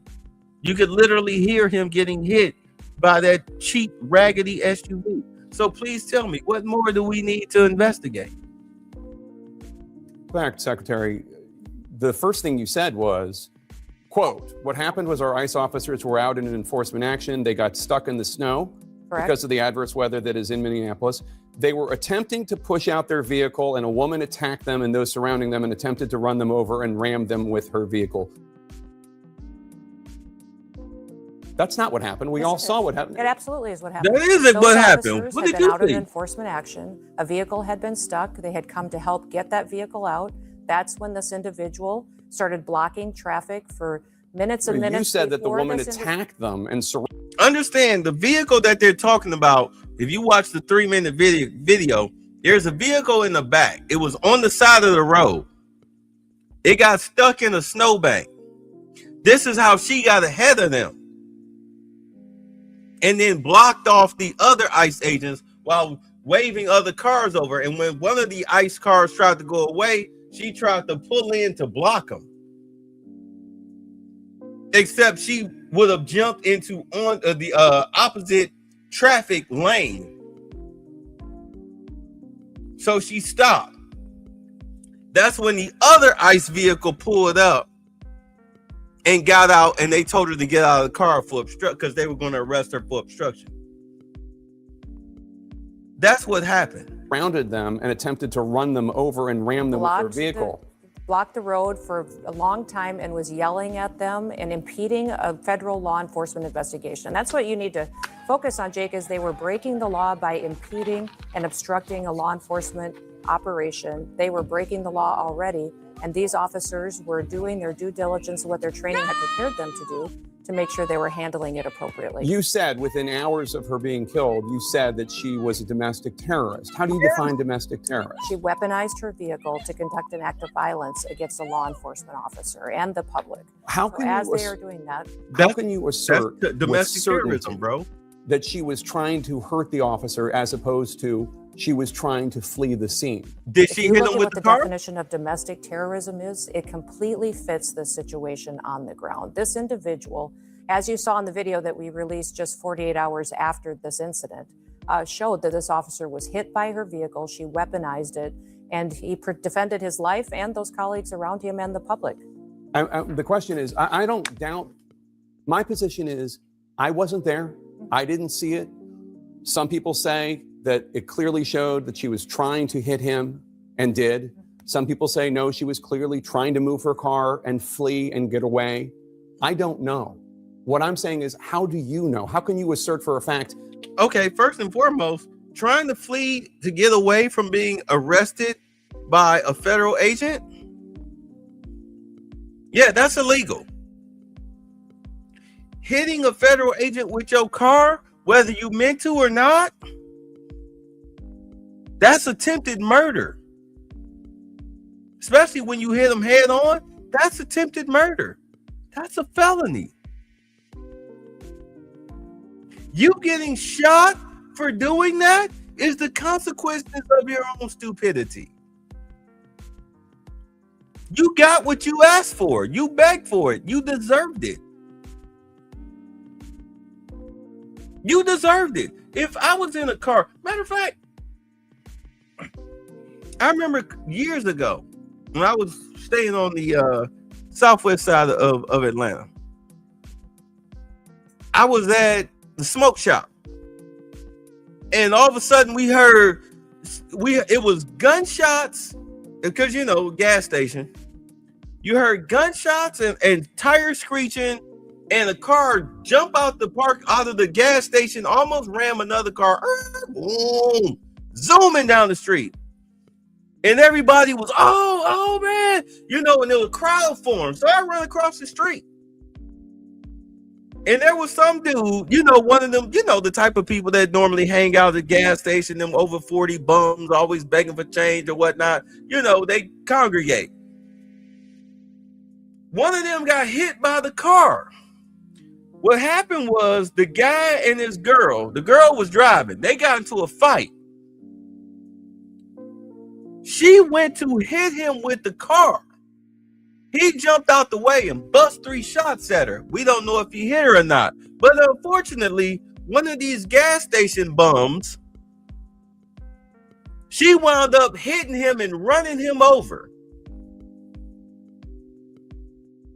Tow him up. The dude was like bleeding from his head and everything. They didn't know what to do. I said, yo, put it, because his jacket, he didn't have his jacket on. The jacket was late. I said, put that under his head. Because they was trying to pick him up. I said, no, don't pick him up. Just put that under his head. Somebody called the ambulance. And sure enough, he started going into convulsions and whatnot. But the ambulance came within like 3 to 5 minutes. But he got ran over by a car. Why do these people think getting run over by a car is nothing? This ain't a Tonka toy. This ain't Mattel. This is a weapon. Getting hit by a car is deadly.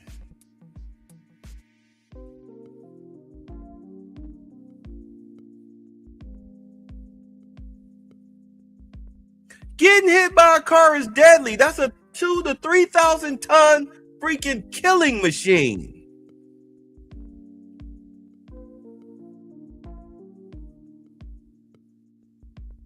It's not a joke. Within hours, before any investigation, this is what happened. The facts of the situation are that the vehicle was weaponized and it attacked the law enforcement officer. He defended himself and he defended those individuals around him. That is the definition. When there is something that is weaponized to use against the public and law enforcement, that is an act of domestic terrorism. It happened in our shores. It happened here in our country. You don't get to change the facts just because you don't like them. We will continue to look at this individual and what her motivations were. We know that there was, throughout that morning, she had harassed and impeded law enforcement operations. That raises the suspicion level with all of these law enforcement officers as far as paying attention to what her capacity is. And as you see on the videos, and they've proven out, that this law enforcement officer took the action that his training prepared him for, and he worked to make sure that he could save his own life and those around him. I'm going to say this right now, because apparently there's a law where federal agents can't shoot out the tires of people. But there's no law about them using a knife or a baseball bat to incapacitate a vehicle. You following me? I'm getting out. I'm taking out my Boeing and I'm stabbing your tires. I'm taking out my billy club and I'm busting your windshield. You don't like it? Bill the federal government. Good luck in court. We don't care. They need to start incapacitating these people's vehicles. Just incapacitate these people's vehicles. And if you are out here blowing whistles and honking horns to alert the people in the neighborhood that ICE is in the area, you should be maced and arrested for impeding a law enforcement operation. You're not a watchdog. You're not a peaceful protester. You are aiding and abetting criminals. Forcible action needs to be taken on you. Can you assert that there's no ambiguity in this before any investigation has taken place. I had just been in Minneapolis and had been with those officers, had seen what they were facing on the streets every day, and had talked to their supervisors as soon as the incident happened and had gotten the facts and seen videos before I ever went to talk at that press conference. And the Trump administration and President Trump is the most transparent and open government that we've ever had. Give the public the information, give them what they need to know about a situation so they can have the truth as soon as possible. So if this agents were perfectly fine, if everything he did was accurate, does that mean that other ICE agents should He look wasn't at what? perfectly fine. He was injured. He went to the hospital. No, He his was actions were treated. fine. I didn't In say. fact, I think a lot of people and guests, and even you yourself, called this situation something very different and untruthful about what it was. As far as What did this I say that was individual- untruthful? That this was not a correct definition of what was happening on the ground. That this I said that your description, they were attempting to push out their vehicle and a woman attacked them and those surrounding them and attempted to run them over and ram them with their vehicle is not what we see on the videotape, and it's not. That's exactly what It we saw on the absolutely is the videotape. facts of what happened on the ground that day. They No, they it's- were there pushing out a vehicle earlier. They had helped each But other. that's not through what you that. said. That's not what you said. That's exactly Yes, what they were she pushing said. out a Absolutely vehicle. what I said. There's not one We thing all that- seen the video. I don't need to relitigate it. We've all seen the video. She is blocking the street. Uh-huh. They approach her. You haven't seen the video of the Uh-huh. entire morning and the previous encounters with this individual. Oh, we have aired it. Yes, we have. No, On you Thursday, didn't. we were airing and noting the fact that she was there for several minutes, for minutes and minutes and minutes. She was protesting without. not And what at we previous said, you locations dumb- that morning, that absolutely, that these vehicles had been previously down the block on video that you haven't seen. There's more information.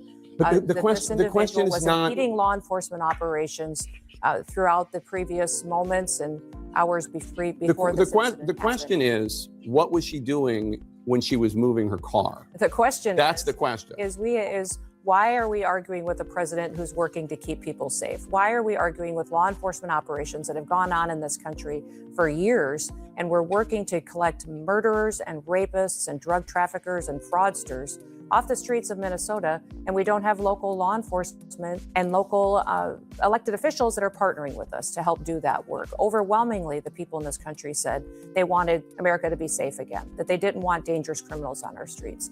I would encourage the elected leaders in that city and in that state to work with us so that we can do our operations without the kind of opposition and people that are conducting and perpetuating the kind of violent rhetoric that we're seeing today. DHS policy authorizes use of deadly force only, quote, when no reasonably effective, safe, and feasible alternatives appears to exist. Could he not have just gotten out of the way? That this individual and this officer is a highly experienced law enforcement officer. He has years of training and specialized training for these types of situations. We're grateful that he's alive. It's a tragic situation, and we're going to continue to work on the investigation into the individual and find out what the motivations were behind her actions that day. Yeah, I mean, how was he supposed to know that this psycho, child beating, abusing, lesbian, drugged out chick was going to accelerate her vehicle into him? He probably realized it when she looked him in the eyes and smiled and then stomped on the gas. That's probably when he realized it. Because who the hell expects somebody, if you're standing in front of their car, who expects somebody to run them down? Even though he was more so to the driver's side, who expects somebody to run them down, especially a police officer?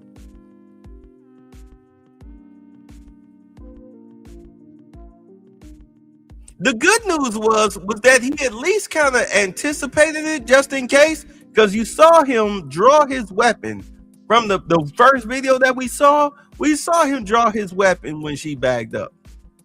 So he kind of had an idea, like, this chick might do something stupid. And sure enough, did she?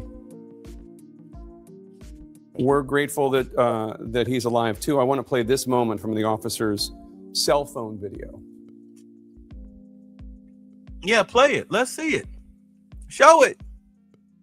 You gonna show it? This is number 7, folks. Get out of the car. We're waiting. Fucking bitch. Yeah, fuck that bitch. Is that Agent Ross's voice calling Renee Good a fucking bitch? Yup. I can't determine which one it is, but it could be, sir. Yep. In June of last So year, what? Agent Ross had his arm pinned in the back window of a car Mhm. as an undocumented immigrant who was a criminal drove away from a traffic stop. It dragged him about 100 yards. Here's what Vice President Vance said about the incident this week. That very ICE officer nearly had his life ended. I'm sorry. Is this, what network is this? This CNN? Are you guys so cheap that you can't show the footage, or y'all don't have the money to show the footage? What's going on? Dragged by a car 6 months ago, 33 stitches in his leg. So you think maybe he's a little bit sensitive about somebody ramming him with an automobile? If this is relevant, first of all, it's horrible that that happened. If it's relevant, which the vice president seems to think it is, do you think this understandably very traumatic event that this officer went through last June might have influenced, as the vice president is suggesting happened, how he responded? Now, there's no indication to that, but the facts is that we've seen vehicles weaponized over 100 times in the last several months against our law enforcement officers. So they definitely know that the threat is real, that individuals who are trained by activists to go out and to impede their law enforcement operations will weaponize their vehicles and try to run them over and drag them and not stop. So they certainly go into these situations with that knowledge that that could happen, and that's what their training prepares them for. You had the chief of police out there in Portland, Oregon, crying like a little bitch over a Trinde Alagre member and his prostitute girlfriend trying to run over ICE agents. I mean, he rammed their car up, tore their car up. It looked like it was part of Demolition Derby, and they capped him. They shot him and his chick. And he was sitting up here fake crying like a little homosexual over these Trinde Alagre members who tried to kill federal agents with their car. He crying over them. He should be arrested. He should be arrested for treason. What type of freaking cop does that? What evidence are you looking at? The only reason you would do that, just like the police chief of police in Minneapolis, is if you're on the take.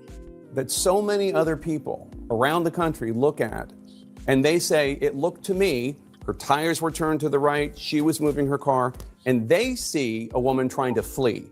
You say she was trying to kill the officer. No investigation has happened. Why are you so certain that your interpretation is the truth when an investigation hasn't even happened? Jake, I'm watching the videos. Other I'm people are talking to watching the officers. videos I'm getting and the coming facts. to a different conclusion. Everything that we've stated as the Department of Homeland Security and this administration has been factual.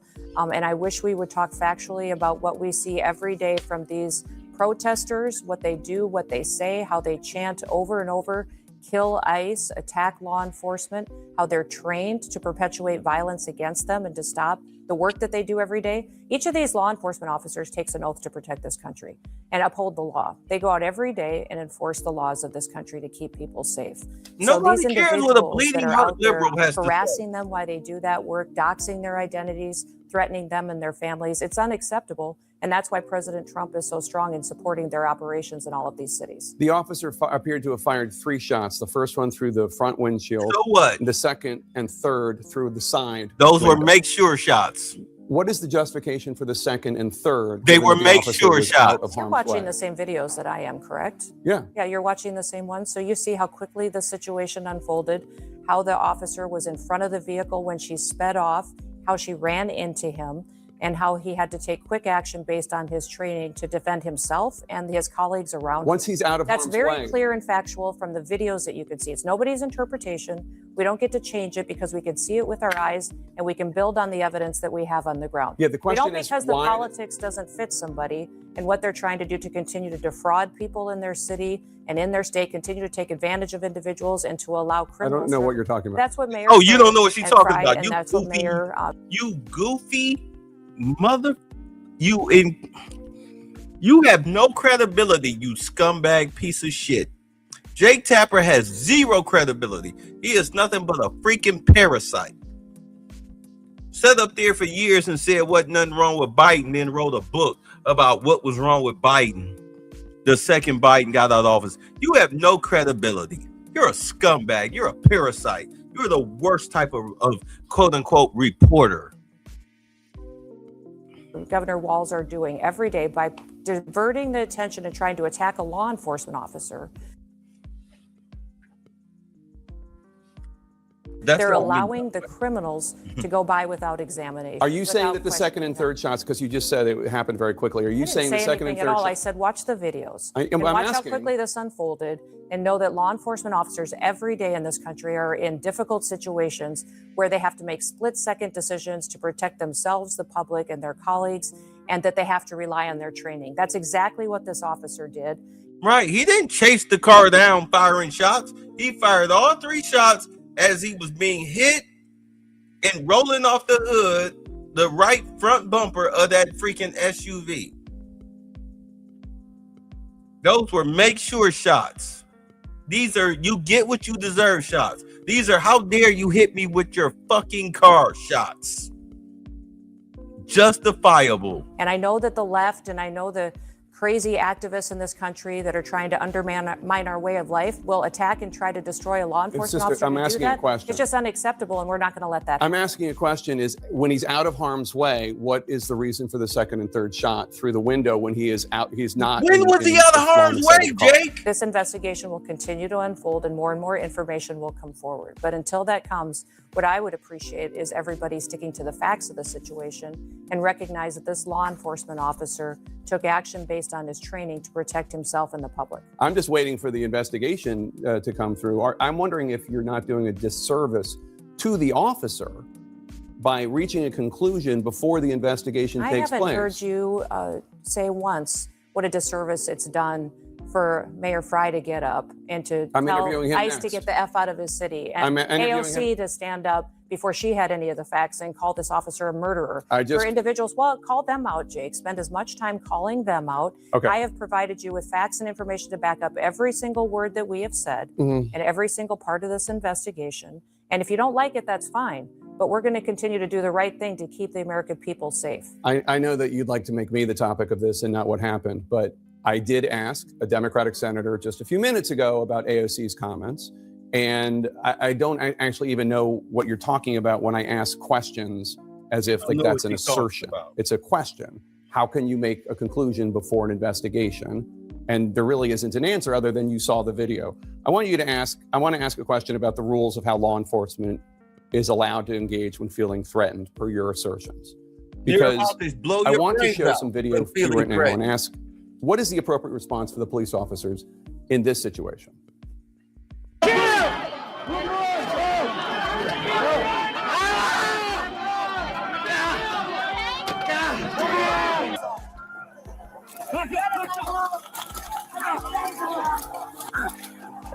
Those are law enforcement officers being physically attacked.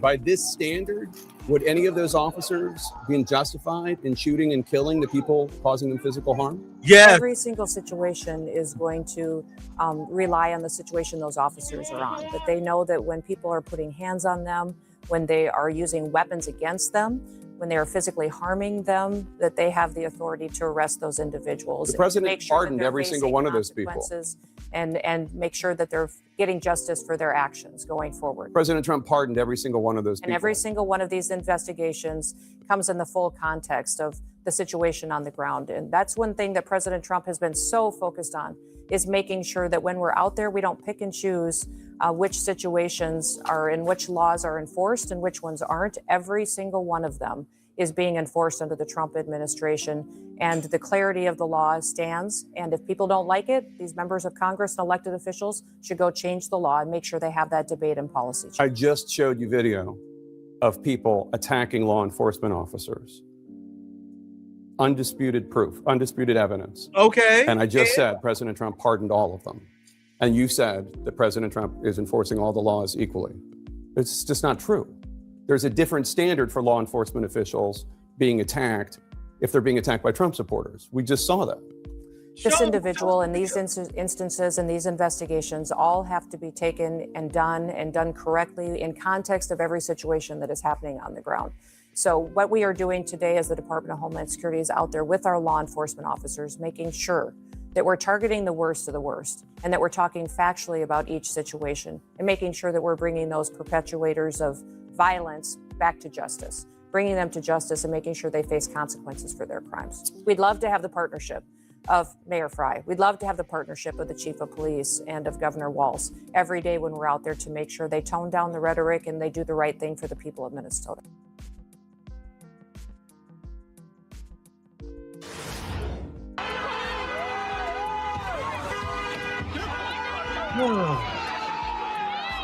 So now that got a lot of attention, and for good reason. A driver of a U-Haul plowing through a massive crowd of protesters at an anti-Iran regime rally in L.A.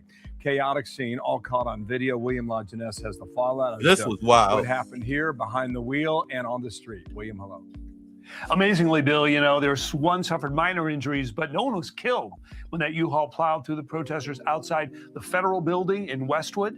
Now, they had gathered to oppose the current Iranian regime. Around 3:30 in the afternoon, that U-Haul began to push through the crowd.